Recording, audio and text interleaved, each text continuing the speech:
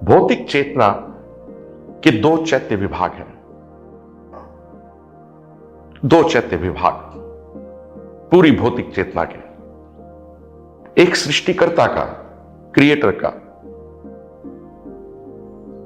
और दूसरा भोक्ता का, क्रिएटर का और इंजॉयर का। दो चैत्य भाग हैं पूरी भौतिक चेतना के। और भौतिक चेतना इटर्नल नहीं है, विनाशकारी है, पर दो चैत्य भाग लिए हुए है, एक सृष्टिकर्ता का और दूसरा भोक्ता का। हम परमात्मा के अंश और उस अंश होने के नाते निर्माता और भोक्ता दोनों हैं, क्रिएटर और इंजॉयर, बोथ।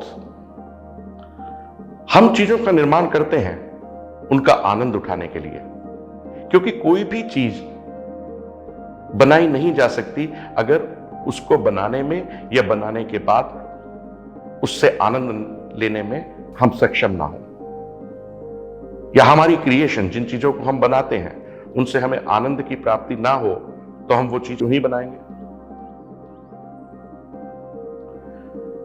और वो आनंद कितना भी अस्थाई क्यों ना हो, लेकिन चीजों के निर्माण में उस आनंद की अनुभूति के कारण ही उन चीजों को हम बनाते हैं।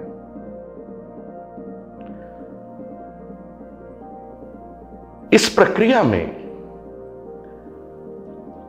बनाने की प्रक्रिया में, हम भूल जाते हैं कि ईश्वर, परमात्मा, दाता, वो ही परम और सर्वोच्च निर्माता है और हम उसकी रचना है, हम उसकी सृष्टि हैं। सृष्टि रचयिता कैसे हो सकती है? नहीं हो सकती। सृष्टि रचनाकार के साथ केवल कुछ बनाने में सहयोग कर सकती है, रचयिता नहीं हो सकती। रचना रचयिता कैसे हो सकती है? तो सहयोग कर सकती है। सृष्टि रचनाकार के साथ केवल कुछ बनाने में सहयोग कर सकती है, और ठीक ऐसा ही होता है। ठीक ऐसा ही होता है। भगवान भौतिक चेतना से मुक्त है।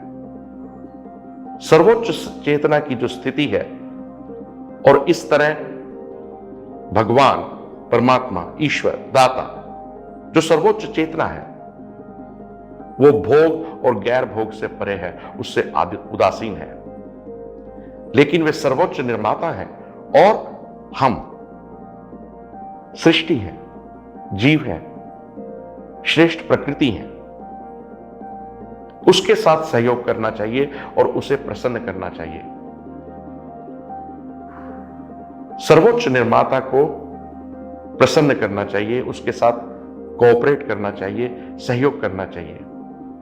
जबकि हम जानते हैं कि वो खुशी और गम दोनों से परे है, सुख और दुख की भावना से परे है। फिर भी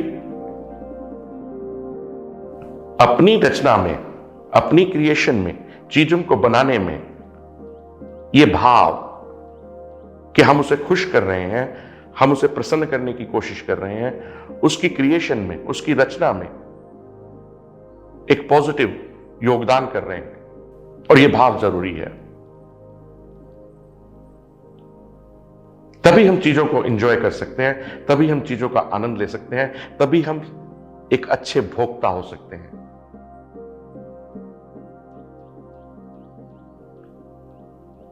हम सृष्टि हैं,